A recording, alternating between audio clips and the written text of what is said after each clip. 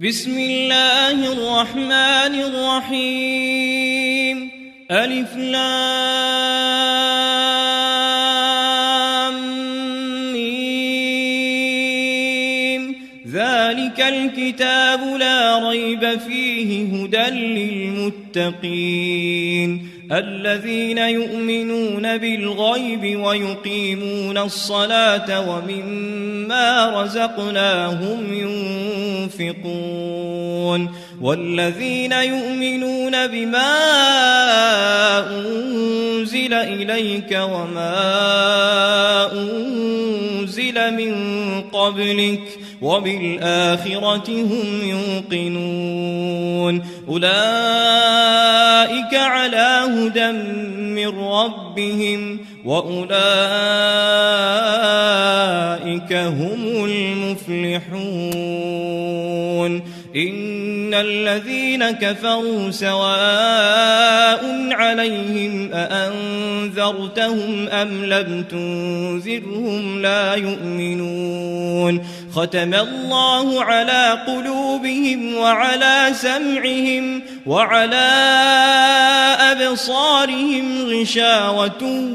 ولهم عذاب عظيم ومن الناس من يقول آمنا بالله وباليوم الآخر وما هم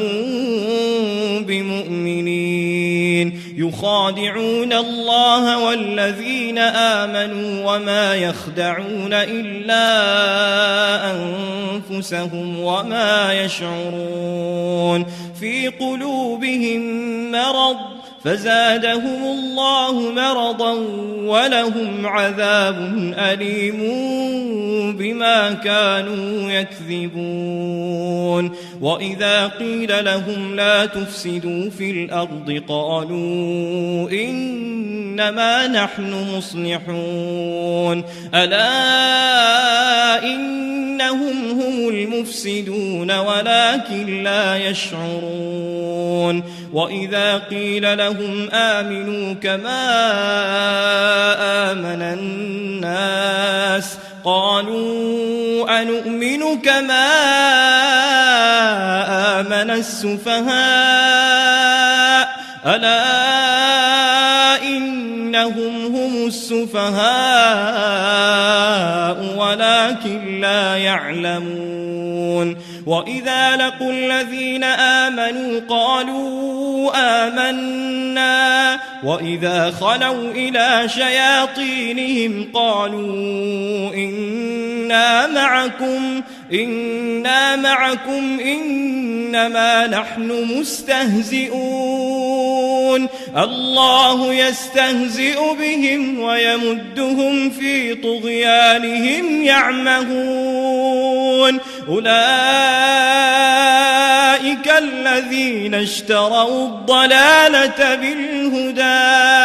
فما ربحت تجارتهم وما كانوا مهتدين مثلهم كمثل الذي استوقد نارا فلما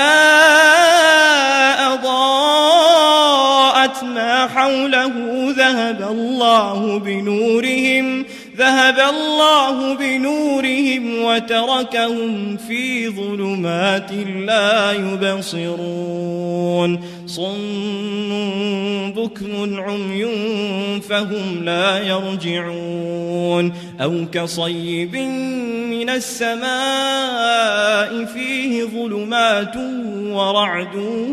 وبرق يجعلون أصابعهم في آذانهم من الصواعق حذر الموت والله محيط بالكافرين يكاد البرق يخطف أبصارهم كلما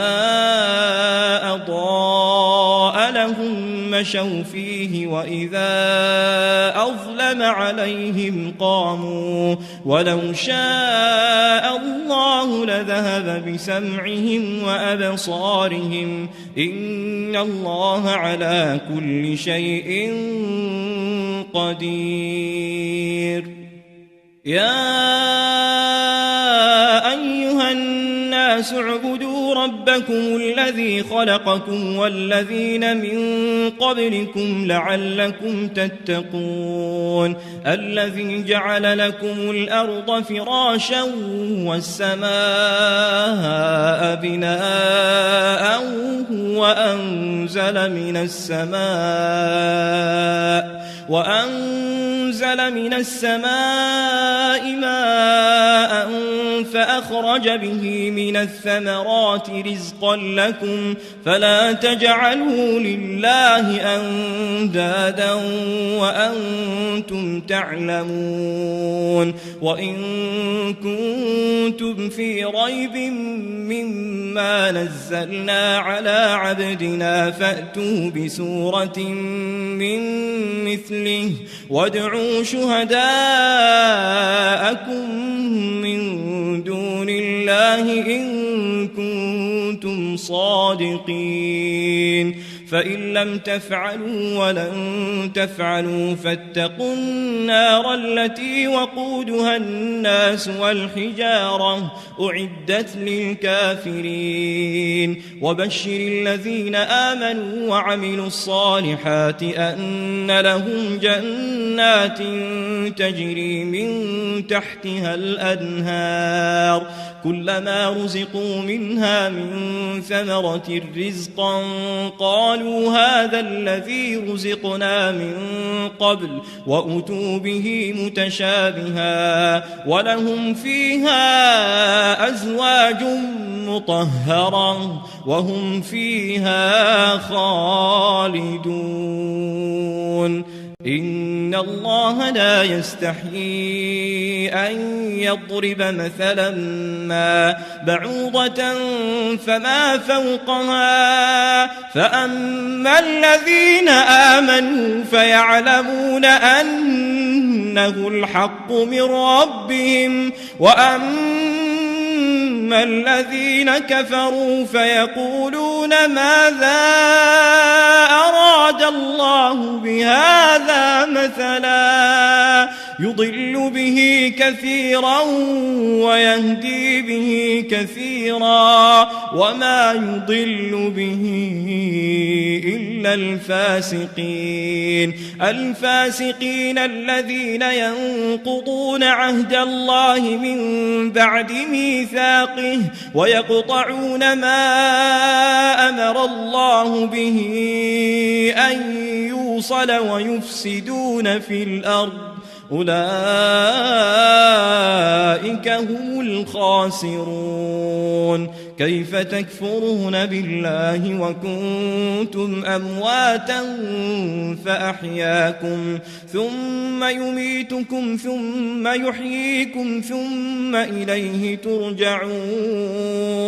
هو الذي خلق لكم ما في الأرض جميعا ثم استوى إلى السماء فسواهن 7 سماوات وهو بكل شيء عليم وإذ قال ربك للملائكة إني جاعل في الأرض خليفة قالوا أتجعل فيها من يفسد فيها ويسفك الدماء ونحن نسبح بحمدك ونقدس لك قال إني أعلم ما لا تعلمون وعلم آدم الأسماء كلها ثم عرضهم على الملائكة فقال أنبئوني بأسماء هؤلاء إن كنتم صادقين قالوا سبحانك لا علم لنا إلا ما علمتنا إنك أنت العليم الحكيم قال يا آدم أنبئهم بأسمائهم فلما أنبأهم بأسمائهم قال ألم أقل لكم إني أعلم غيب السماوات والأرض وأعلم ما تبدون وما كنتم تكتمون وإذ قلنا للملائكة اسجدوا لآدم فسجدوا إلا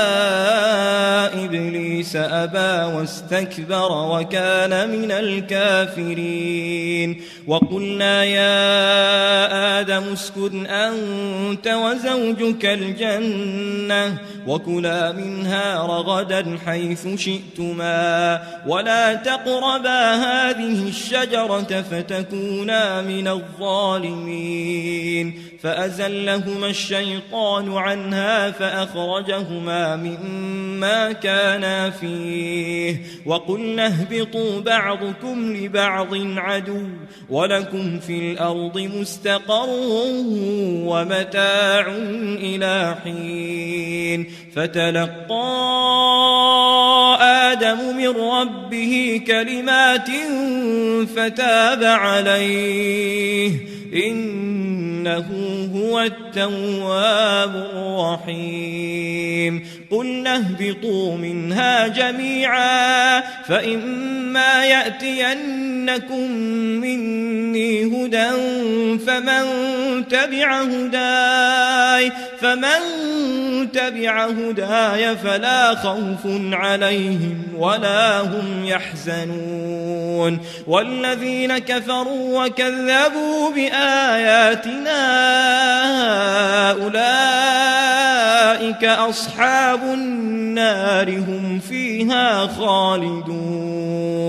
يا بني إسرائيل اذكروا نعمتي التي أنعمت عليكم وأوفوا بعهدي أوف بعهدكم وإياي فارهبون وآمنوا بما أنزلت مصدقا لما معكم ولا تكونوا أول كافر به ولا تشتروا بآياتي ثمنا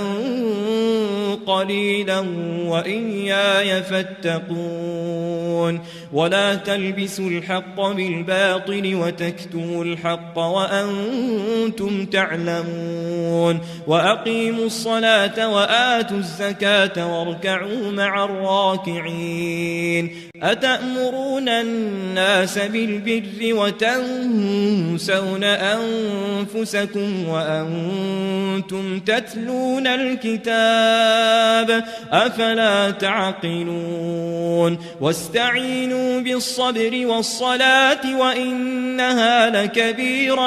لكبيرة إلا على الخاشعين الذين يظنون أنهم ملاقو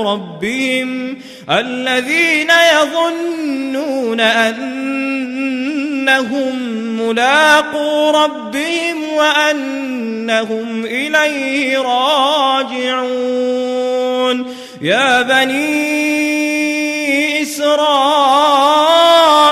اذكروا نعمتي التي أنعمت عليكم وأني فضلتكم على العالمين واتقوا يوما لا تجزي نفس عن نفس شيئا ولا يقبل منها شفاعة ولا يؤخذ منها عدل ولا هم ينصرون وإذ نجيناكم من آل فرعون يسومونكم سوء العذاب يذبحون أبناءكم ويستحيون نساءكم وفي ذلكم بلاء من ربكم عظيم وإذ فرقنا بكم البحر فأنجيناكم وأغرقنا آل فرعون وأنتم تنظرون وإذ واعدنا موسى 40 ليلة 40 ليلة ثم اتخذتم العجل من بعده وأنتم ظالمون ثم عفونا عنكم من بعد ذلك لعلكم تشكرون وإذ آتينا موسى الكتاب والفرقان لعلكم تهتدون وإذ قال موسى لقومه يا قوم إنكم ظلمتم أنفسكم باتخاذكم العجل فتوبوا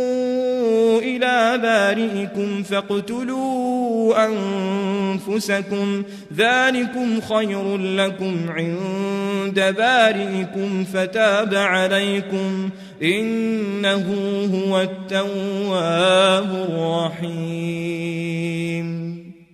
وإذ قلتم يا موسى لن نؤمن لك حتى نرى الله جهرة فأخذتكم الصاعقة وأنتم تنظرون ثم بعثناكم من بعد موتكم لعلكم تشكرون وظللنا عليكم الغمام وأنزلنا عليكم المن والسلوى كلوا من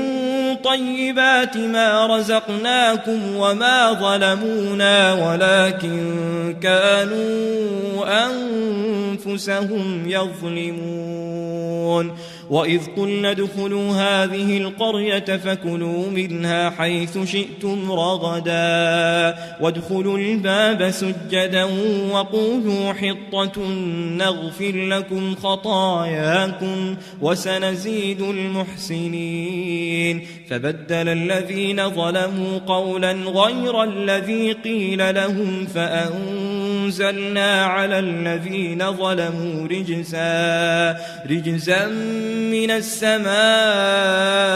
بما كانوا يفسقون وإذ استسقى موسى لقومه فقلنا اضرب بعصاك الحجر فانفجرت منه 12 عينا قد علم كل أناس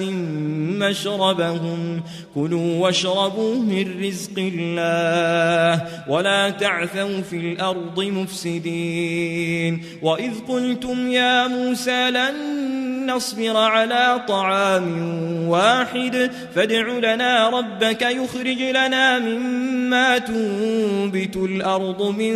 بقلها وقثائها وفومها وعدسها وبصلها قال أتستبدلون الذي هو أدنى بالذي هو خير اهبطوا مصرا فإن لكم ما سألتم وضربت عليهم الذلة والمسكنة وباءوا بغضب من الله ذلك بأنهم كانوا يكفرون بآيات الله ويقتلون النبيين بغير الحق ذلك بما عصوا وكانوا يعتدون إن الذين آمنوا والذين هادوا والنصارى والصابئين من آمن بالله واليوم الآخر وعمل صالحا فلهم أجرهم عند ربهم ولا خوف عليهم ولا هم يحزنون وإذ أخذنا ميثاقكم ورفعنا فوقكم الطور خذوا ما آتيناكم بقوة واذكروا ما فيه لعلكم تتقون ثم توليتم من بعد ذلك فلولا فضل الله عليكم ورحمته لكنتم من الخاسرين ولقد علمتم الذين اعتدوا منكم في السبت فقلنا لهم كونوا قردة خاسئين فجعلناها نكالا لما بين يديها وما خلفها وموعظة للمتقين. وإذ قال موسى لقومه إن الله يأمركم أن تذبحوا بقرة قالوا أتتخذنا هزوا قال أعوذ بالله أن أكون من الجاهلين قالوا ادع لنا ربك يبين لنا ما هي قال إنه يقول إنها بقرة لا فارض ولا بكر عوان بين ذلك فافعلوا ما تؤمرون قالوا ادع لنا ربك يبين لنا ما لونها قال إنه يقول إنها بقرة صفراء فاقع لونها تسر الناظرين قالوا ادع لنا ربك يبين لنا ما هي إن البقرة شابه علينا وإنا إن شاء الله لمهتدون قال إنه يقول إنها بقرة لا ذلول تثير الأرض ولا تسقي الحرث مسلمة لا شية فيها قالوا الآن جئت بالحق فذبحوها وما كادوا يفعلون وإذ قتلتم نفسا فادارأتم فيها والله مخرج ما كنتم تكتمون فقلنا اضربوه ببعضها كذلك يحيي الله الموتى ويريكم آياته لعلكم تعقلون ثم قست قلوبكم من بعد ذلك فهي كالحجارة أو أشد قسوة وإن من الحجارة لما يتفجر منه الأنهار وإن منها لما يشقق فيخرج منه الماء وإن منها لما يهبط من خشية الله وما الله بغافل عما تعملون أفتطمعون أن يؤمنوا لكم وقد كان فريق منهم يسمعون كلام الله ثم يحرفونه من بعد ما عقلوه وهم يعلمون وإذا لقوا الذين آمنوا قالوا آمنا وإذا خلا بعضهم إلى بعض قالوا أتحدثونهم بما فتح الله عليكم ليحاجوكم به عند ربكم أفلا تعقلون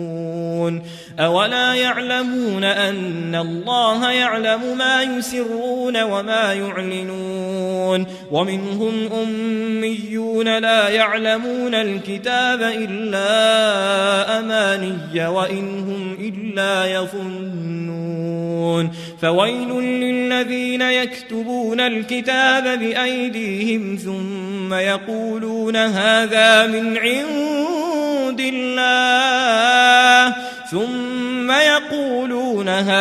من عند الله ليشتروا به ثمنا قليلا فويل لهم مما كتبت أيديهم وويل لهم مما يكسبون وقالوا لن تمسنا النار إلا أياما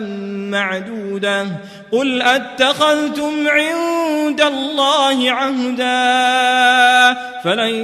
يخلف الله عهده أم تقولون على الله ما لا تعلمون بلى من كسب سيئة وأحاطت به خطيئته فأولئك أصحاب النار هم فيها خالدون والذين آمنوا وعملوا الصالحات أولئك أصحاب الجنة هم فيها خالدون وإذ أخذنا ميثاق بني إسرائيل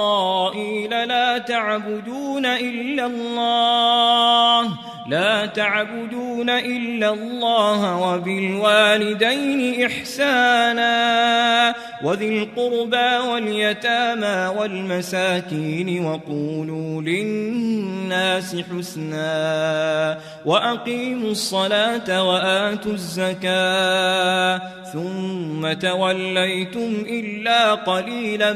منكم وأنتم معرضون وإذ أخذنا ميثاقكم لا تسفكون دماءكم ولا تخرجون أنفسكم من دياركم ثم أقررتم وأنتم تشهدون ثم أنتم هؤلاء تقتلون أنفسكم وتخرجون فريقا منكم من ديارهم تظاهرون عليهم بالإثم والعدوان وإن يأتوكم أسارى تفادوهم وهو محرم عليكم إخراجهم أفتؤمنون ببعض الكتاب وتكفرون ببعض فما جزاء من يفعل ذلك منكم إلا خزي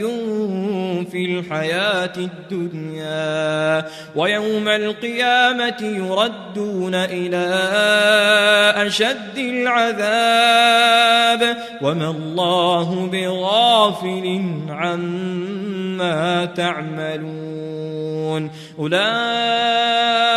الذين اشتروا الحياة الدنيا بالآخرة فلا يخفف عنهم العذاب ولا هم ينصرون ولقد آتينا موسى الكتاب وقفينا من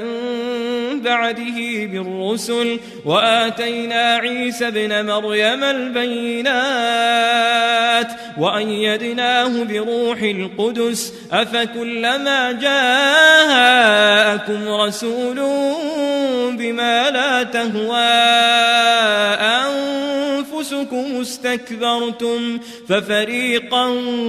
كذبتم وفريقا تقتلون وقالوا قلوبنا غلف بل لعنهم الله بكفرهم فقليلا ما يؤمنون ولما جاءهم كتاب من عند الله مصدق لما معهم وكانوا من قبل يستفتحون على الذين كفروا فلما جاءهم ما عرفوا كفروا به فلعنة الله على الكافرين بئس ما اشتروا به أنفسهم أن يكفروا بما أنزل الله بغيا أن ينزل الله من فضله على من يشاء من عباده فباءوا بغضب على غضب وللكافرين عذاب مهين وإذا قيل لهم آمنوا بما أنزل الله قالوا نؤمن بما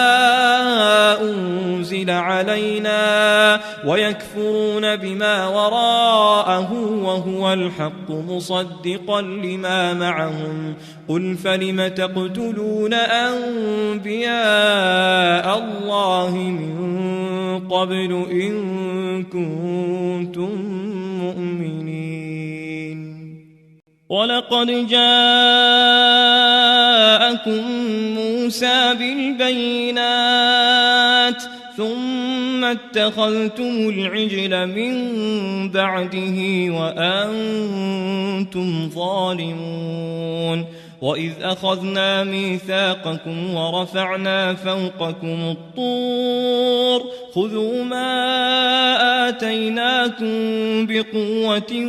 واسمعوا قالوا سمعنا وعصينا وأشربوا في قلوبهم العجل بكفرهم قل بئس ما يأمركم به إيمانكم إن كنتم مؤمنين قل إن كانت لكم الدار الآخرة عند الله خالصة من دون الناس فتمنوا الموت إن كنتم صادقين ولن يتمنوه أبدا بما قدمت أيديهم والله عليم بالظالمين ولتجدنهم أحرص الناس على حياة ومن الذين أشركوا يود أحدهم لو يعمر 1000 سنة وما هو بمزحزحه من العذاب أن يعمر والله بصير بما يعملون قل من كان عدوا لجبريل فإنه نزله على قلبك بإذن الله مصدقا لما بين يديه وهدى وبشرى للمؤمنين من كان عدوا لله وملائكته ورسله وجبريل وميكال فإن الله عدو للكافرين ولقد أنزلنا إليك آيات بينات وما يكفر بها إلا الفاسقون أو كلما عاهدوا عهدا نبذه فريق منهم بل أكثرهم لا يؤمنون ولما جاءهم رسول من عند الله مصدق لما معهم نبذ فريق من الذين أوتوا الكتاب كتاب الله وراء ظهورهم كأنهم لا يعلمون واتبعوا ما تتلو الشياطين على ملك سليمان وما كفر سليمان ولكن الشياطين كفروا يعلمون الناس السحر وما أنزل على الملكين ببابل هاروت وماروت وما يعلمان من أحد حتى يقولا إنما نحن فتنة فلا تكفر فيتعلمون منهما ما يفرقون به بين المرء وزوجه وما هم بضارين به من أحد إلا بإذن الله ويتعلمون ما يضرهم ولا ينفعهم ولقد علموا لمن اشتراه ما له في الآخرة من خلاق ولبئس ما شروا به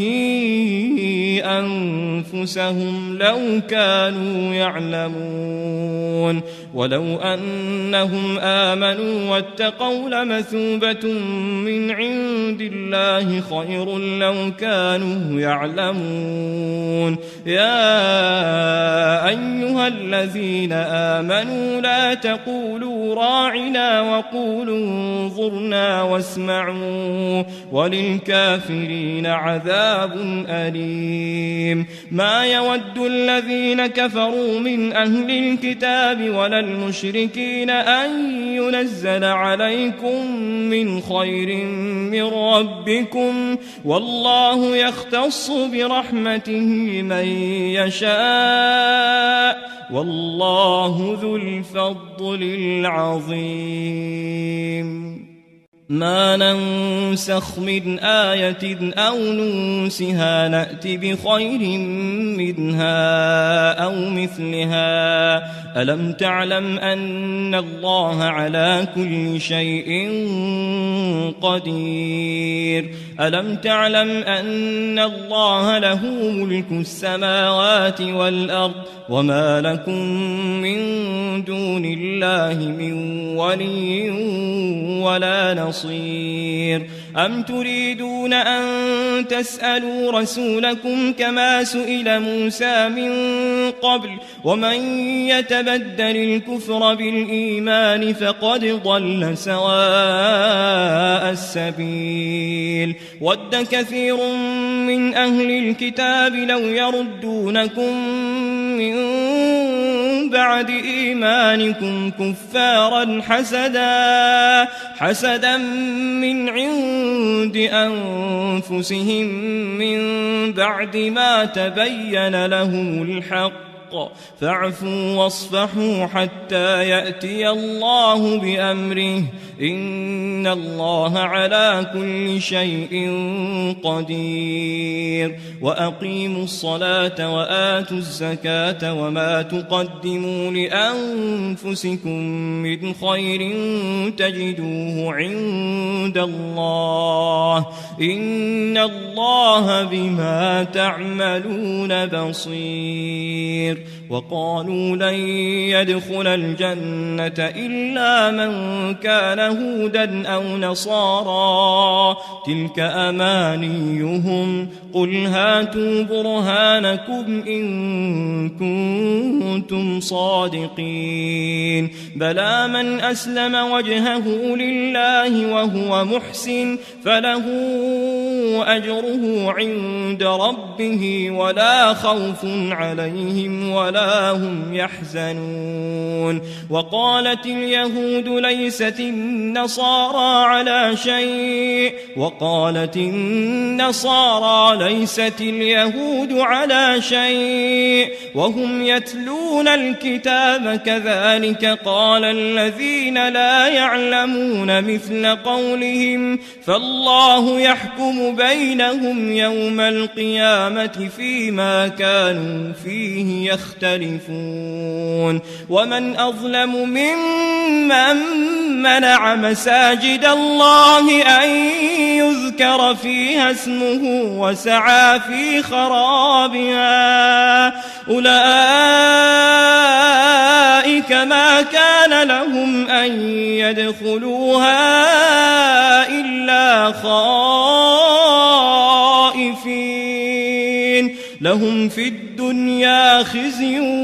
ولهم في الآخرة عذاب عظيم. ولله المشرق والمغرب فأينما تولوا فثم وجه الله إن الله واسع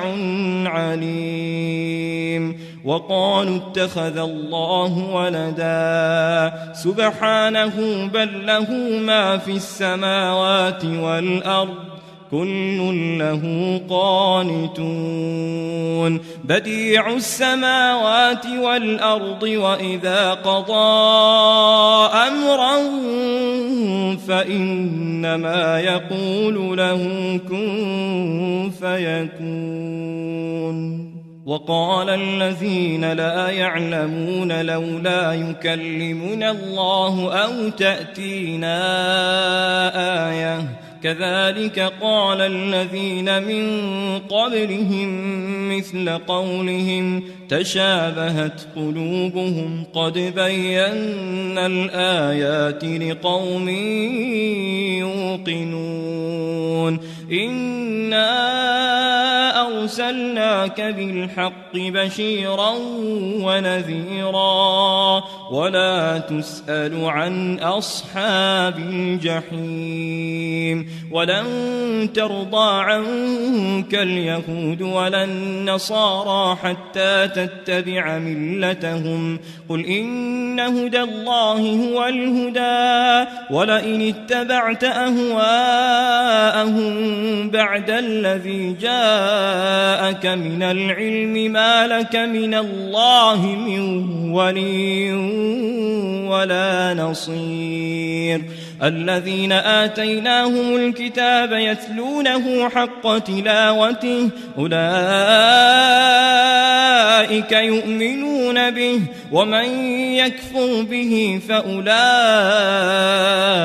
هم الخاسرون يا بني إسرائيل اذكروا نعمتي التي أنعمت عليكم وأني فضلتكم على العالمين واتقوا يوما لا تجزي نفس عن نفس شيئا ولا يقبل منها عدل ولا تنفعها شفاعة ولا هم ينصرون وإذ ابتلى إبراهيم ربه بكلمات فأتمهن قال إني جاعلك للناس إماما قال ومن ذريتي قال لا ينال عهد الظالمين وإذ جعلنا البيت مثابة للناس وأمنا واتخذوا من مقام إبراهيم مصلى وعهدنا إلى إبراهيم وإسماعيل أن طهرا بيتي للطائفين والعاكفين والركع السجود وإذ قال إبراهيم رب اجعل هذا بلدا آمنا وارزق أهله من الثمرات من آمن منهم بالله واليوم الآخر قال ومن كفر فأمتعه قليلا ثم أضطره إلى عذاب النار وبئس المصير وإذ يرفع إبراهيم القواعد من البيت وإسماعيل ربنا تقبل منا إنك أنت السميع العليم ربنا وجعلنا مسلمين لك ومن ذريتنا أمة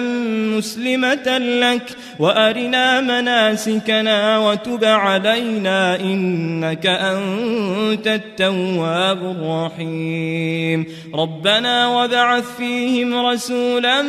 منهم يتلو عليهم آياتك ويعلمهم الكتاب والحكمة ويزكيهم إنك أنت العزيز الحكيم ومن يرغب عن ملة إبراهيم إلا من سفه نفسه ولقد اصطفيناه في الدنيا وإنه في الآخرة لمن الصالحين إذ قال له ربه أسلم قال أسلمت لرب العالمين ووصى بها إبراهيم بنيه ويعقوب يا بني إن الله اصطفى لكم الدين فلا تموتن إلا وأنتم مسلمون. أم كنتم شهداء إذ حضر يعقوب الموت إذ قال لبنيه ما تعبدون من بعدي قالوا نعبد إلهك وإله آبائك إبراهيم وإسماعيل وإسحاق إلها واحدا ونحن له مسلمون. تلك أمة قد خلت لها ما كسبت ولكم ما كسبتم ولا تسألون عما كانوا يعملون. وقالوا كونوا هودا أو نصارى تهتدوا قل بل ملة إبراهيم حنيفا وما كان من المشركين. قولوا آمنا بالله وما أنزل إلينا وما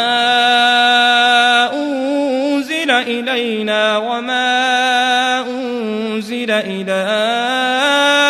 إبراهيم وإسماعيل وإسحاق ويعقوب والأسباط وما أوتي موسى وعيسى وما أوتي النبيون من ربهم لا نفرق بين أحد منهم ونحن له مسلمون. فإن آمنوا بمثل ما آمنتم به فقد اهتدوا وإن تولوا فإنما هم في شقاق فسيكفيكهم الله وهو السميع العليم. صبغة الله ومن أحسن من الله صبغة ونحن له عابدون. قل أتحاجوننا في الله وهو ربنا وربكم ولنا أعمالنا ولكم أعمالكم ونحن له مخلصون. أم تقولون إن إبراهيم وإسماعيل وإسحاق ويعقوب والأسباط كانوا هودا أو نصارى قل أأنتم أعلم أم الله ومن أظلم ممن كتم شهادة عنده من الله وما الله بغافل عما تعملون. تلك أمة قد خلت لها ما كسبت ولكم ما كسبتم ولا تسألون عما كانوا يعملون. سيقول السفهاء من الناس ما ولاهم عن قبلتهم التي كانوا عليها قل لله المشرق والمغرب يهدي من يشاء إلى صراط مستقيم. وكذلك جعلناكم أمة وسطا لتكونوا شهداء على الناس ويكون الرسول عليكم شهيدا. وما جعلنا القبلة التي كنت عليها إلا لنعلم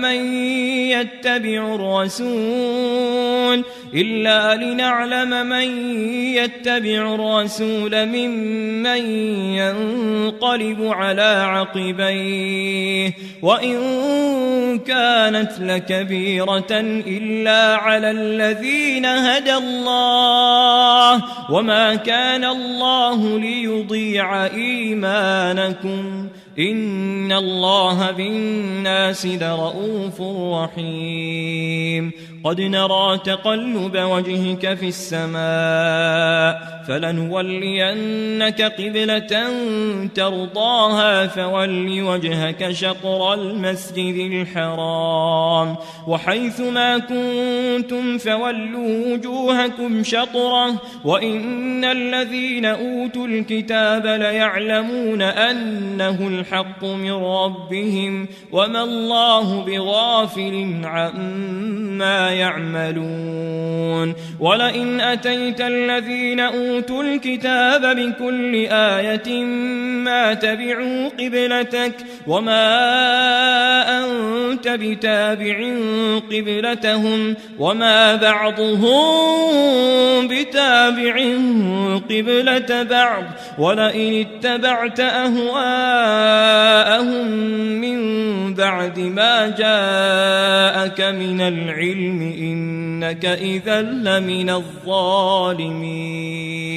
الذين آتيناهم الكتاب يعرفونه كما يعرفون أبناءهم وإن فريقا منهم ليكتمون الحق وهم يعلمون الحق من ربك فلا تكونن من الممترين ولكل وجهة هو موليها فاستبقوا الخيرات أينما تكونوا يأت بكم الله جميعا إن الله على كل شيء قدير ومن حيث خرجت فول وجهك شطر المسجد الحرام وإنه للحق من ربك وما الله بغافل عما تعملون ومن حيث خرجت فول وجهك شطر المسجد الحرام وحيث ما كنتم فولوا وجوهكم شطره لئلا يكون للناس عليكم حجة إلا الذين ظلموا منهم فلا تخشوهم واخشوني ولأتم نعمتي عليكم ولعلكم تهتدون كما أرسلنا فيكم رسولا منكم يتلو عليكم آياتنا ويزكيكم ويعلمكم الكتاب والحكمة ويعلمكم ما لم تكونوا تعلمون فاذكروني أذكركم واشكروا لي ولا تكفرون يا أيها الذين آمنوا استعينوا بالصبر والصلاة إن الله مع الصابرين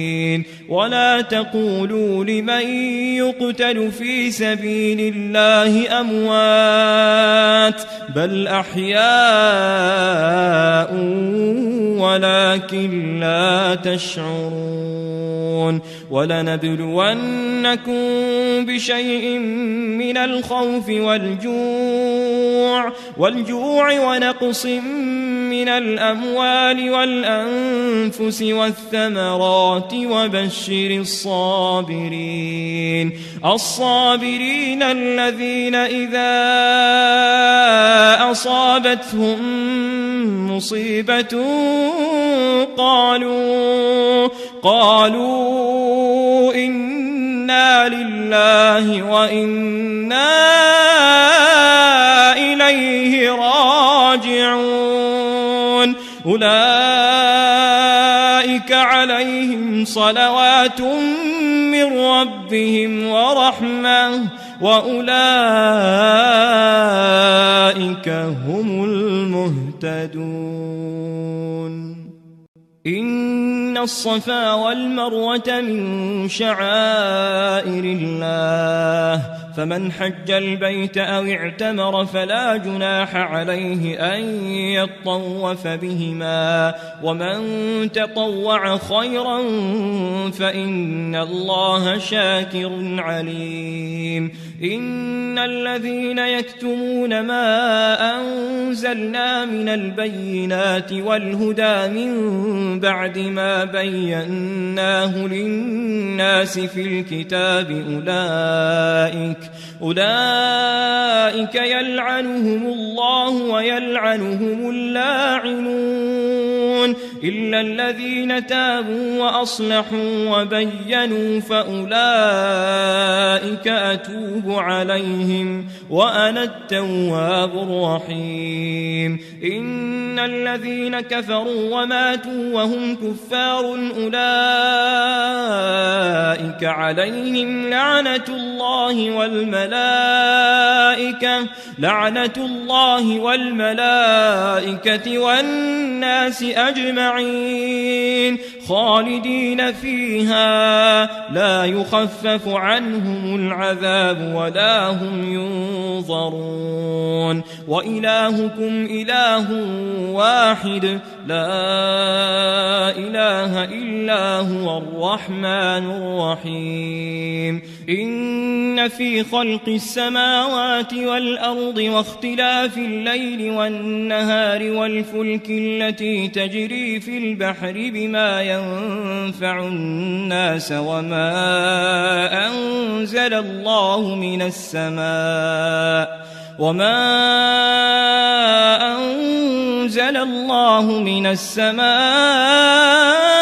من ماء فأحيا به الأرض بعد موتها وبث فيها من كل دابة وتصريف الرياح والسحاب المسخر بين السماء والأرض لآيات لقوم يعقلون ومن الناس من يتخذ من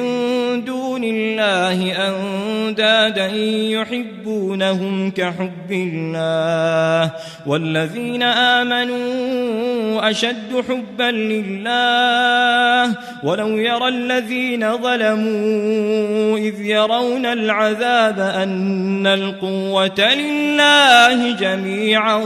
وأن الله شديد العذاب إذ تبرأ الذين اتبعوا من الذين اتبعوا ورأوا العذاب وتقطعت بهم الأسباب وقال الذين اتبعوا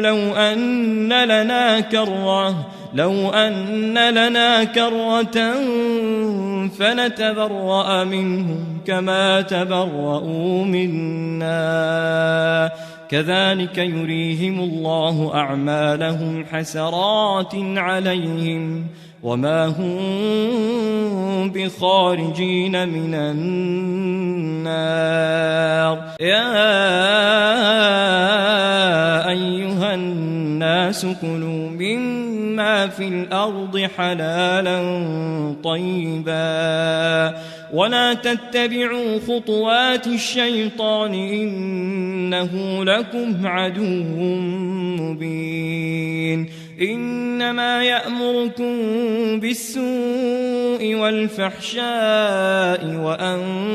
تقولوا على الله ما لا تعلمون وإذا قيل لهم اتبعوا ما أنزل الله قالوا بل نتبع ما ألفينا عليه آباءنا أولو كان آباؤهم لا يعقلون شيئا ولا يهتدون ومثل الذين كفروا كمثل الذي ينعق بما لا يسمع إلا دعاء ونداء صم بكم عمي فهم لا يعقلون يا أيها الذين آمنوا كلوا من طيبات ما رزقناكم واشكروا لله إن كنتم إياه تعبدون. إنما حرم عليكم الميتة والدم ولحم الخنزير وما أهل به لغير الله، فمن اضطر غير باغ ولا عاد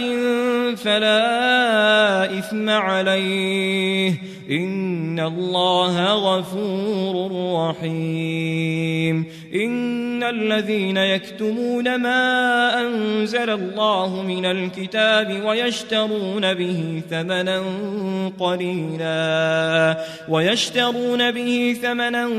قليلا أولئك ما يأكلون في بطونهم إلا النار، ولا يكلمهم الله يوم القيامة ولا يزكيهم ولهم عذاب أليم. أولئك الذين اشتروا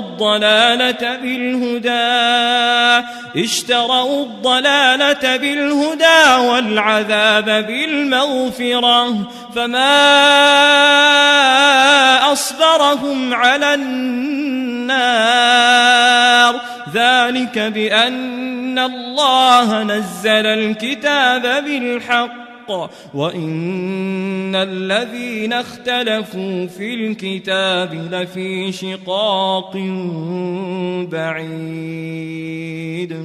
ليس البر أن تولوا وجوهكم قبل المشرق والمغرب، ولكن البر من آمن بالله واليوم الآخر والملائكة والكتاب والنبيين، وآتى المال على حبه ذوي القربى واليتامى والمساكين وابن السبيل والسائلين وفي الرقاب، وأقام الصلاة وآتى الزكاة، والموفون بعهدهم إذا عاهدوا، والصابرين في البأساء والضراء وحين البأس، أولئك الذين صدقوا وأولئك هم المتقون. يا أيها الذين آمنوا كتب عليكم القصاص في القتلى، الحر بالحر والعبد بالعبد والأنثى بالأنثى، فمن عفي له من أخيه شيء فاتباع بالمعروف وأداء إليه بإحسان، ذلك تخفيف من ربكم ورحمة، فمن اعتدى بعد ذلك فله عذاب أليم. ولكم في القصاص حياة يا أولي الألباب لعلكم تتقون. كتب عليكم إذا حضر أحدكم الموت إن ترك خيرا الوصية للوالدين والأقربين بالمعروف حقا على المتقين، فمن بدله بعدما سمعه فإنما إثمه على الذين يبدلونه، إن الله سميع عليم. فمن خاف من موص جنفا أو إثما فأصلح بينهم فلا إثم عليه، إن الله غفور رحيم. يا أيها الذين آمنوا كتب عليكم الصيام كما كتب على الذين من قبلكم لعلكم تتقون، أياما معدودات، فمن كان منكم مريضا أو على سفر فعدة من أيام أخر وعلى الذين يطيقونه فدية طعام مسكين فمن تطوع خيرا فهو خير له وأن تصوموا خير لكم إن كنتم تعلمون شهر رمضان الذي أنزل فيه القرآن هدى للناس وبينات من الهدى والفرقان فمن شهد منكم الشهر فليصمه ومن كان مريضا أو على سفر فعدة من أيام أخر يريد الله بكم اليسر ولا يريد بكم العسر ولتكملوا العدة ولتكبروا الله على ما هداكم ولعلكم تشكرون وإذا سألك عبادي عني فإني قريب أجيب دعوة الداع إذا دعان فليستجيبوا لي وليؤمنوا بي لعلهم يرشدون أحل لكم ليلة الصيام الرفث إلى نسائكم هن لباس لكم وأنتم لباس لهن علم الله أنكم كنتم تختانون أنفسكم فتاب عليكم وعفى عنكم فالآن باشروهن وابتغوا ما كتب الله لكم وكلوا واشربوا حتى يتبين لكم الخيط الأبيض من الخيط الأسود من الفجر ثم أتموا الصيام إلى الليل ولا تباشروهن وأنتم عاكفون في المساجد تلك حدود الله فلا تقربوها كذلك يبين الله آياته للناس لعلهم يتقون ولا تأكلوا أموالكم بينكم بالباطل وتدلوا بها إلى الحكام لتأكلوا فريقا من أموال الناس بالإثم وأنتم تعلمون يسألونك عن الأهلة قل هي مواقيت للناس والحج وليس البر بأن تأتوا البيوت من ظهورها ولكن البر من اتقى وأتوا البيوت من أبوابها واتقوا الله لعلكم تفلحون وقاتلوا في سبيل الله الذين يقاتلونكم ولا تعتدوا إن الله لا يحب المعتدين واقتلوهم حيث ثقفتموهم وأخرجوهم من حيث أخرجوكم والفتنة أشد من القتل ولا تقاتلوهم عند المسجد الحرام حتى يقاتلوكم فيه فإن قاتلوكم فاقتلوهم كذلك جزاء الكافرين فإن انتهوا فإن الله غفور رحيم وقاتلوهم حتى لا تكون فتنة ويكون الدين لله فإن انتهوا فلا عدوان إلا على الظالمين الشهر الحرام بالشهر الحرام والحرمات قصاص فمن اعتدى عليكم فاعتدوا عليه بمثل ما اعتدى عليكم واتقوا الله واعلموا أن الله مع المتقين وأنفقوا في سبيل الله ولا تلقوا بأيديكم إلى التهلكة وأحسنوا إن الله يحب المحسنين وأتموا الحج والعمرة لله فإن أحصرتم فما استيسر من الهدي ولا تحلقوا رؤوسكم حتى يبلغ الهدي محله فمن كان منكم مريضا أو به أذى من رأسه ففدية من صيام أو صدقة أو نسك فإذا أمنتم فمن تمتع بالعمرة إلى الحج فما استيسر من الهدي فمن لم يجد فصيام 3 أيام في الحج و7 إذا رجعتم تلك 10 كاملة ذلك لمن لم يكن أهله حاضر المسجد الحرام واتقوا الله واعلموا أن الله شديد العقاب الحج أشهر معلومات فمن فرض فيهن الحج فلا رفث ولا فسوق ولا جدال في الحج وما تفعلوا من خير يعلمه الله وتزودوا فإن خير الزاد التقوى واتقون يا أولي الألباب ليس عليكم جناح أن تبتغوا فضلا من ربكم فإذا أفضتم من عرفات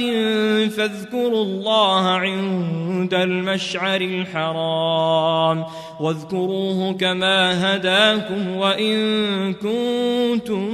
من قبله لمن الضالين ثم أفيضوا من حيث أفاض الناس واستغفروا الله إن الله غفور رحيم فإذا قضيتم مناسككم فاذكروا الله كذكركم آباءكم أو أشد ذكرا فمن الناس من يقول ربنا آتنا في الدنيا وما له في الآخرة من خلاق ومنهم من يقول ربنا آتنا في الدنيا حسنة وفي الآخرة حسنة وقنا عذاب النار أولئك لهم نصيب مما كسبوا والله سريع الحساب واذكروا الله في أيام معدودات فمن تعجل في يومين فلا إثم عليه ومن تأخر فلا إثم عليه لمن اتقى واتقوا الله واعلموا أنكم إليه تحشرون ومن الناس من يعجبك قوله في الحياة الدنيا ويشهد الله على ما في قلبه وهو ألد الخصام وإذا تولى سعى في الأرض ليفسد فيها ويهلك الحرث والنسل والله لا يحب الفساد وإذا قيل له اتق الله أخذته العزة بالإثم فحسبه جهنم ولبئس المهاد ومن الناس من يشري نفسه ابتغاء مرضات الله والله رؤوف بالعباد يا أيها أيها الذين آمنوا ادخلوا في السلم كافة ولا تتبعوا خطوات الشيطان إنه لكم عدو مبين فإن زللتم من بعد ما جاءتكم البينات فاعلموا أن الله عزيز حكيم هل ينظرون إلا أن يأتيهم الله في ظلل من الغمام والملائكة وقضي الأمر وإلى الله ترجع الأمور سل بني إسرائيل كم آتيناهم من آية بينة ومن يبدل نعمة الله من بعد ما جاءته فإن الله شديد العقاب زين للذين كفروا الحياة الدنيا ويسخرون من الذين آمنوا والذين اتقوا فوقهم يوم القيامة والله يرزق من يشاء بغير حساب كان الناس أمة واحدة فبعث الله النبيين مبشرين ومنذرين وأنزل معهم الكتاب بالحق ليحكم بين الناس فيما اختلفوا فيه وما اختلف فيه إلا الذين أوتوه من بعد ما جاءتهم البينات بغيا بينهم فهدى الله الذين آمنوا لما اختلفوا فيه من الحق بإذنه والله يهدي من يشاء إلى صراط مستقيم أم حسبتم أن تدخلوا الجنة ولما يأتكم مثل الذين خلوا من قبلكم مستهم البأساء والضراء وزلزلوا حتى يقول الرسول والذين آمنوا معه متى نصر الله ألا إن نصر الله قريب يسألونك ماذا ينفقون قل ما أنفقتم من خير فللوالدين والأقربين واليتامى والمساكين وابن السبيل وما تفعلوا من خير فإن الله به عليم كتب عليكم القتال وهو كره لكم وعسى أن تكرهوا شيئا وهو خير لكم وعسى أن تحبوا شيئا وهو شر لكم والله يعلم وأنتم لا تعلمون يسألونك عن الشهر الحرام قتال فيه قل قتال فيه كبير وصد عن سبيل الله وكفر به والمسجد الحرام وإخراج أهله منه أكبر عند الله والفتنة أكبر من القتل ولا يزالون يقاتلونكم حتى يردوكم عن دينكم إن استطاعوا ومن يرتدد منكم عن دينه فيمت وهو كافر فأولئك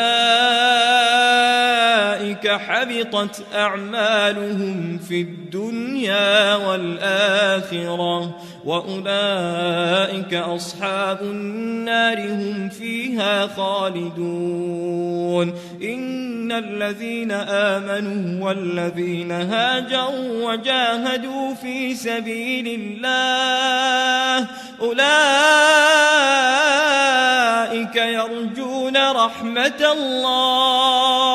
يرجون رحمة الله والله غفور رحيم يسألونك عن الخمر والميسر قل فيهما إثم كبير ومنافع للناس وإثمهما أكبر من نفعهما ويسألونك ماذا ينفقون قل العفو كذلك يبين الله لكم الآيات لعلكم تتفكرون في الدنيا والآخرة ويسألونك عن اليتامى قل إصلاح لهم خير وإن تخالطوهم فإخوانكم والله يعلم المفسد من المصلح ولو شاء الله لأعنتكم إن الله عزيز حكيم ولا تنكحوا المشركات حتى يؤمن ولأمة مؤمنة خير من مشركة ولو أعجبتكم ولا تنكحوا المشركين حتى يؤمنوا ولعبد مؤمن خير من مشرك ولو أعجبكم أولئك يدعون إلى النار والله يدعو إلى الجنة والمغفرة بإذنه ويبين آياته للناس لعلهم يتذكرون ويسألونك عن المحيض قل هو أذى فاعتزلوا النساء في المحيض ولا تقربوهن حتى يطهرن فإذا تطهرن فأتوهن من حيث أمركم الله إن الله يحب التوابين ويحب المتطهرين نساؤكم حرث لكم فأتوا حرثكم أنى شئتم وقدموا لأنفسكم واتقوا الله واعلموا أنكم ملاقوه وبشر المؤمنين ولا تجعلوا الله عرضة لأيمانكم أن تبروا وتتقوا وتصلحوا بين الناس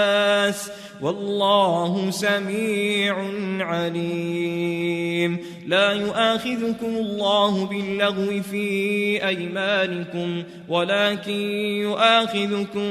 بما كسبت قلوبكم والله غفور حليم للذين يؤلون من نسائهم تربص 4 أشهر فإن فاءوا فإن الله غفور رحيم وإن عزموا الطلاق فإن الله سميع عليم والمطلقات يتربصن بأنفسهن 3 قروء ولا يحل لهن أن يكتمن ما خلق الله في أرحامهن إن كن يؤمن بالله واليوم الآخر وبعولتهن أحق بردهن في ذلك إن أرادوا إصلاحا ولهن مثل الذي عليهن بالمعروف وللرجال عليهن درجة والله عزيز حكيم حليم. الطلاق مرتان فإمساك بمعروف أو تسريح بإحسان. ولا يحل لكم أن تأخذوا مما آتيتموهن شيئا إلا أن يخافا ألا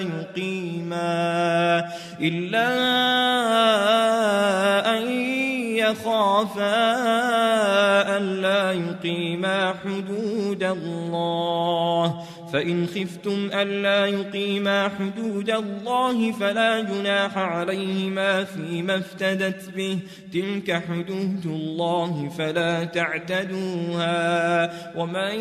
يتعد حدود الله فأولئك هم الظالمون. فإن طلقها فلا تحل له من بعد حتى تنكح زوجا غيره، فإن طلقها فلا جناح عليهما أن يتراجعا إن ظنا أن يقيما حدود الله، وتلك حدود الله يبينها لقوم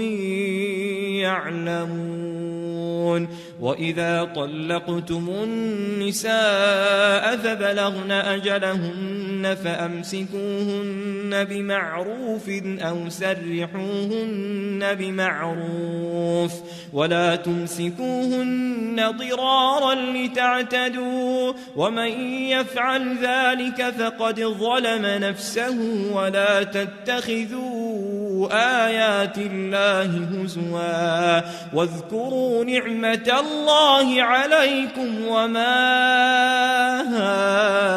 أنزل عليكم من الكتاب والحكمة يعظكم به، واتقوا الله واعلموا أن الله بكل شيء عليم. وإذا طلقتم النساء فبلغن أجلهن فلا تعضلوهن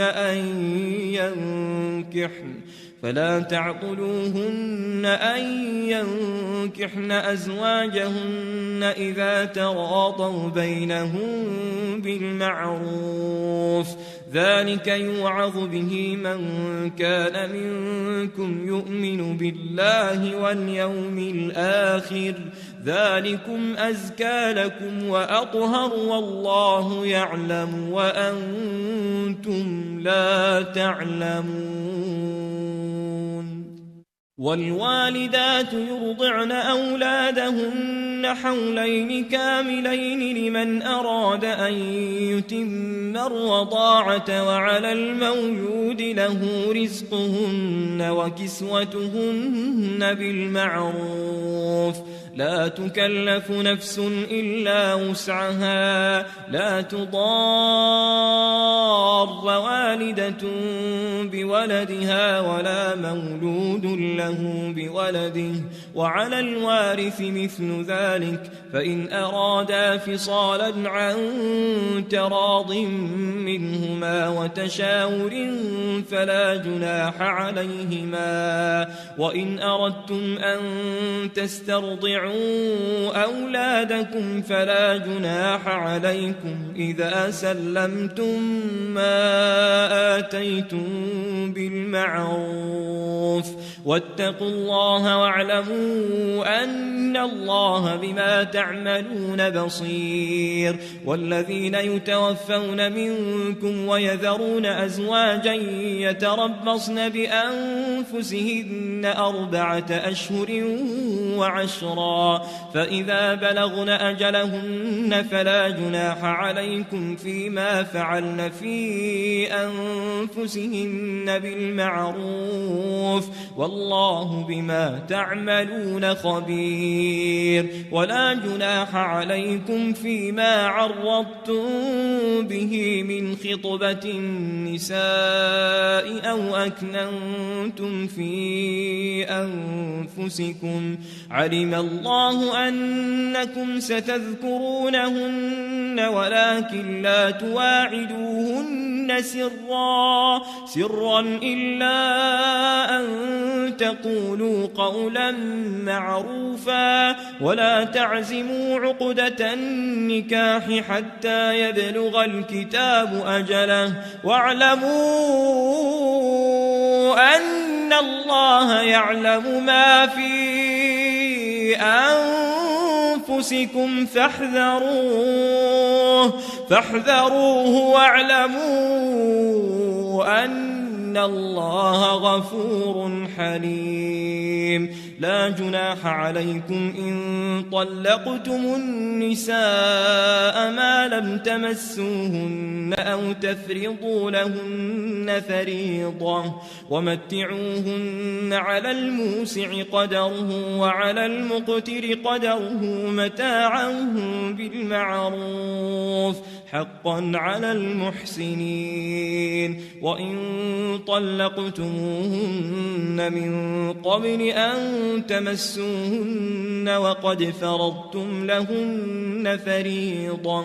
فنصف ما فرضتم إلا أن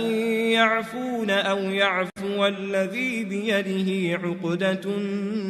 النكاح وأن تعفوا أقرب للتقوى ولا تنسوا الفضل بينكم إن الله بما تعملون بصير حافظوا على الصلوات والصلاة الوسطى وقوموا لله قانتين فإن خفتم فرجالا أو ركبانا فإذا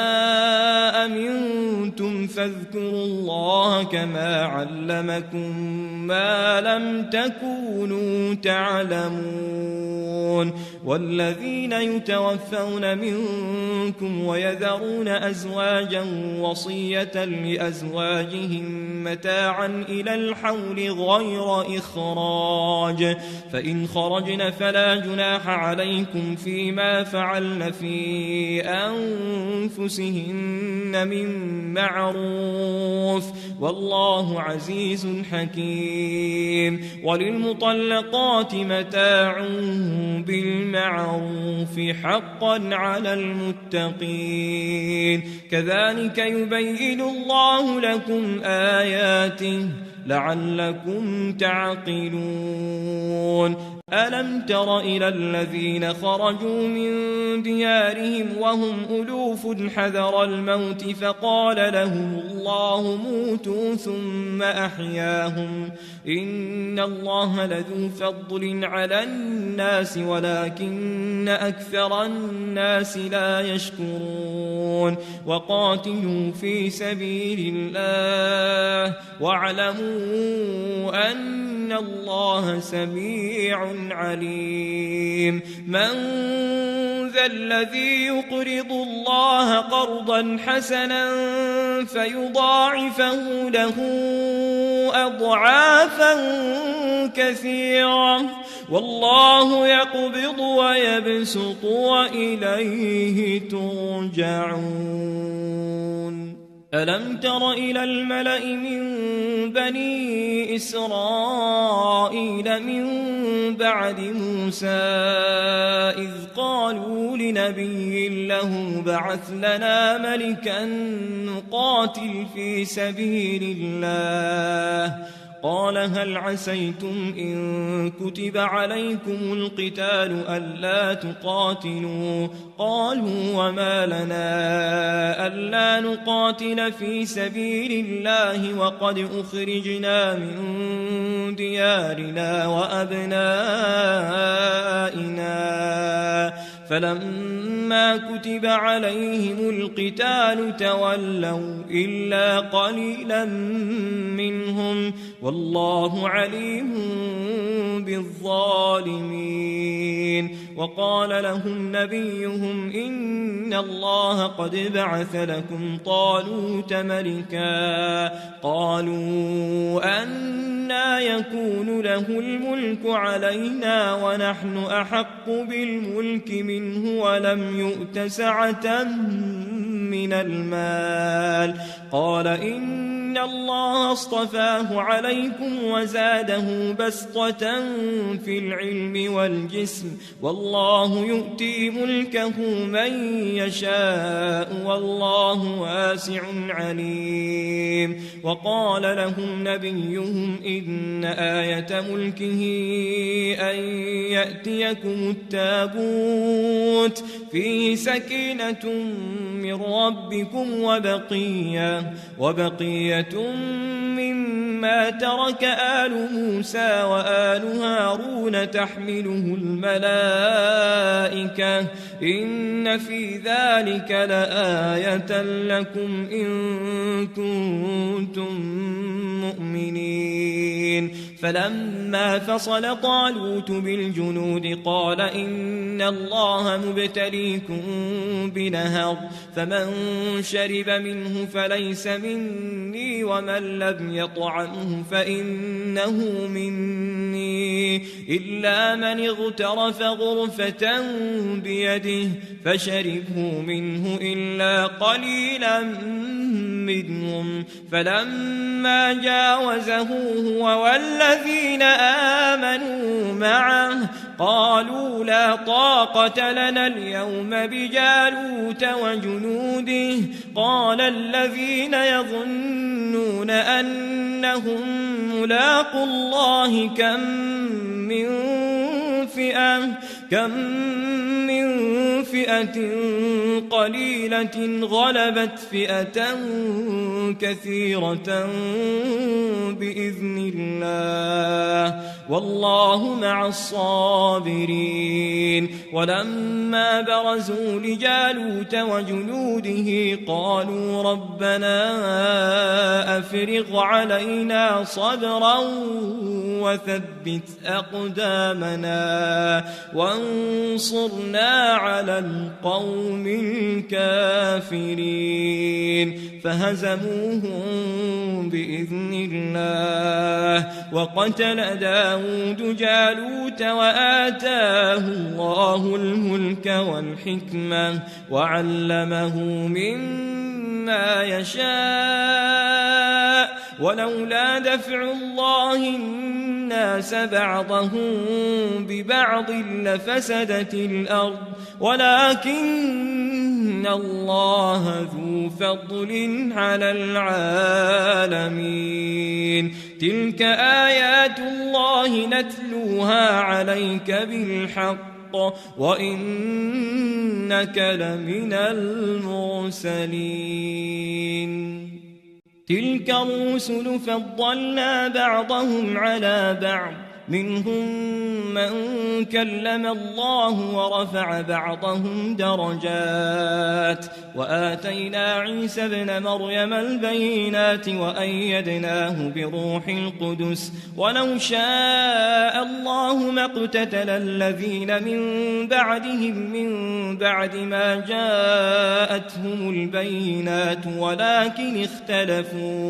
اختلفوا فمنهم من آمن ومنهم من كفر ولو شاء الله ما اقتتلوا ولكن الله يفعل ما يريد. يا أيها الذين آمنوا أنفقوا مما رزقناكم من قبل أن يأتي يوم لا بيع فيه ولا خلة ولا شفاعة والكافرون هم الظالمون. الله لا إله إلا هو الحي القيوم لا تأخذه سنة ولا نوم له ما في السماوات وما في الأرض من ذا الذي يشفع عنده إلا بإذنه يعلم ما بين أيديهم وما خلفهم ولا يحيطون بشيء من علمه إلا بما شاء وسع كرسيه السماوات والأرض ولا يؤوده حفظهما وهو العلي العظيم لا إكراه في الدين قد تبين الرشد من الغي فمن يكفر بالطاغوت ويؤمن بالله فقد استمسك بالعروة الوثقى لا انفصام لها والله سميع عليم الله ولي الذين آمنوا يخرجهم من الظلمات إلى النور والذين كفروا أولياؤهم الطاغوت يخرجونهم من النور إلى الظلمات أولئك أصحاب النار هم فيها خالدون ألم تر إلى الذي حاج إبراهيم في ربه أن آتاه الله الملك إذ قال إبراهيم ربي الذي يحيي ويميت قال أنا أحيي وأميت قال إبراهيم فإن الله يأتي بالشمس من المشرق فأت بها من المغرب فبهت الذي كفر والله لا يهدي القوم الظالمين أو كالذي مر على قرية وهي خاوية على عروشها قال أنى يحيي هذه الله بعد موتها فأماته الله 100 عام ثم بعثه قال كم لبثت قال لبثت يوما أو بعض يوم قال بل لبثت 100 عام فانظر إلى طعامك وشرابك لم يتسنه وانظر إلى حمارك ولنجعلك آية للناس وانظر إلى العظام كيف ننشزها ثم نكسوها لحما فلما تبين له قال أعلم أن الله على كل شيء قدير وإذ قال إبراهيم رب أرني كيف تحيي الموتى قال أولم تؤمن قال بلى ولكن ليطمئن قلبي قال فخذ 4 من الطير فصرهن إليك ثم اجعل على كل جبل منهن جزءا ثم ادعهن يأتينك سعيا واعلم أن الله عزيز حكيم مثل الذين ينفقون أموالهم في سبيل الله كمثل حبة أنبتت 7 سنابل في كل سنبلة 100 حبة والله يضاعف لمن يشاء والله واسع عليم الذين ينفقون أموالهم في سبيل الله ثم لا يتبعون ما أنفقوا منا ولا أذى لهم أجرهم عند ربهم ولا خوف عليهم ولا هم يحزنون قول معروف ومغفرة خير من صدقة يتبعها أذى والله غني حليم يا أيها الذين آمنوا لا تبطلوا صدقاتكم بالمن والأذى كالذي ينفق ماله رئاء الناس ولا يؤمن بالله واليوم الآخر فمثله كمثل صفوان عليه تراب فأصابه وابل فتركه صلدا لا يقدرون على شيء مما كسبوا والله لا يهدي القوم الكافرين ومثل الذين ينفقون أموالهم ابتغاء مرضات الله وتثبيتا من أنفسهم كمثل جنة بربوة أصابها وابل فآتت أكلها ضعفين فإن لم يصبها وابل فطل والله بما تعملون بصير أيود أحدكم أن تكون له جنة من نخيل وأعناب تجري من تحتها الأنهار له فيها من كل الثمرات وأصابه الكبر وله ذرية ضعفاء فأصابها إعصار فيه نار فاحترقت كذلك يبين الله لكم الآيات لعلكم تتفكرون يا أيها الذين آمنوا أنفقوا من طيبات ما كسبتم ومما أخرجنا لكم من الأرض ولا تيمموا الخبيث منه تنفقون ولستم بآخذيه إلا أن تغمضوا فيه واعلموا أن الله غني حميد الشيطان يعدكم الفقر ويأمركم بالفحشاء والله يعدكم مغفرة منه وفضلا والله واسع عليم يؤتي الحكمة من يشاء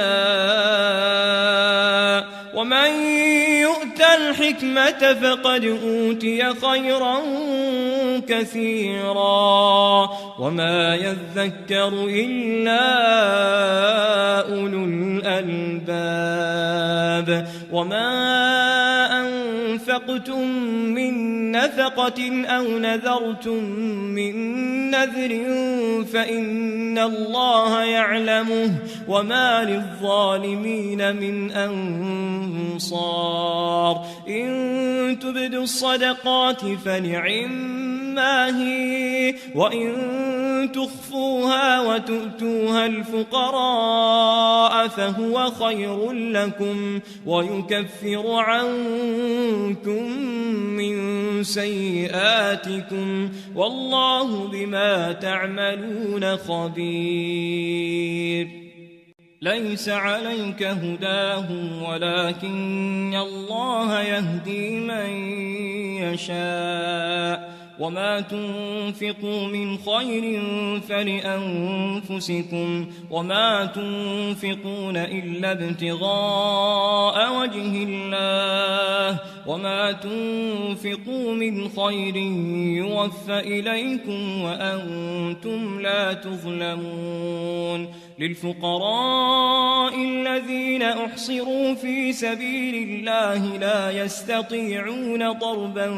في الأرض يحسبهم الجاهل أغنياء من التعفف تعرفهم بسيماهم لا يسألون الناس إلحافا وما تنفقوا من خير فإن الله به عليم الذين ينفقون أموالهم بالليل والنهار سرا وعلانية فلهم أجرهم عند ربهم ولا خوف عليهم ولا هم يحزنون الذين يأكلون الربا لا يقومون إلا كما يقوم الذي يتخبطه الشيطان من المس ذلك بأنهم قالوا إنما البيع مثل الربا وأحل الله البيع وحرم الربا فمن جاءه موعظة من ربه فانتهى فله ما سلف وأمره إلى الله ومن عاد فأولئك أصحاب النار هم فيها خالدون يمحق الله الربا ويربي الصدقات والله لا يحب كل كفار أثيم إن الذين آمنوا وعملوا الصالحات وأقاموا الصلاة وآتوا الزكاة لهم أجرهم عند ربهم ولا خوف عليهم ولا هم يحزنون يا أيها الذين آمنوا اتقوا الله وذروا ما بقي من الربا إن كنتم مؤمنين فإن لم تفعلوا فأذنوا بحرب من الله ورسوله وإن تبتم فلكم رؤوس أموالكم لا تظلمون ولا تظلمون وإن كان ذو عسرة فنظرة إلى ميسرة وأن تصدقوا خير لكم إن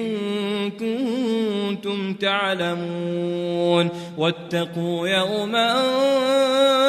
ترجعون فيه إلى الله ثم توفى كل نفس ما كسبت وهم لا يظلمون يا أيها الذين آمنوا إذا تداينتم بدين إلى أجل مسمى فاكتبوه وليكتب بينكم كاتب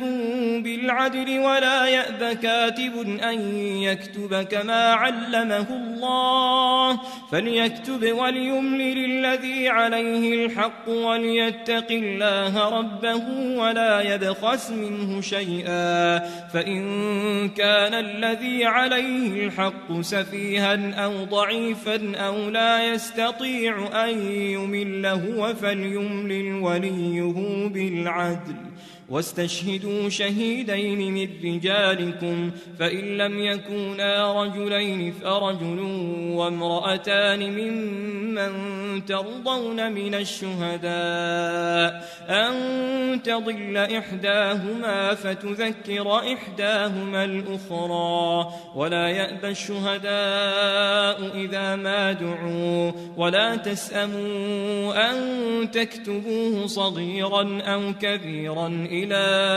أجله ذلكم أقسط عند الله وأقوم للشهادة وأدنى ألا ترتابوا إلا أن تكون تجارة حاضرة تديرونها بينكم فليس عليكم جناح ألا تكتبوها وأشهدوا إذا تبايعتم ولا يضار كاتب ولا شهيد وإن تفعلوا فإنه فسوق بكم واتقوا الله ويعلمكم الله والله بكل شيء عليم وإن كنتم على سفر ولم تجدوا كاتبا فرهان مقبوضة فإن أمن بعضكم بعضا فليؤدي الذي اؤتمن أمانته وليتق الله ربه ولا تكتموا الشهادة ومن يكتمها فإنه آثم قلبه والله بما تعملون تعملون عليم لله ما في السماوات وما في الأرض وإن تبدوا ما في أنفسكم أو تخفوه يحاسبكم به الله فيغفر لمن يشاء ويعذب من يشاء والله على كل شيء قدير آمن الرسول بما أنزل إليه من ربه والمؤمنون كل آمن بالله وملائكته وكتبه ورسله لا نفرق بين أحد من رسله وقالوا سمعنا وأطعنا غفرانك ربنا وإليك المصير لا يكلف الله نفسا إلا وسعها لها ما كسبت وعليها ما اكتسبت ربنا لا تؤاخذنا إن نسينا أو أخطأنا ربنا ولا تحمل علينا إصرا كما حملته على الذين من قبلنا ربنا ولا تحملنا ما لا طاقة لنا به واعف عنا واغفر لنا وارحمنا أنت مولانا فانصرنا على القوم الكافرين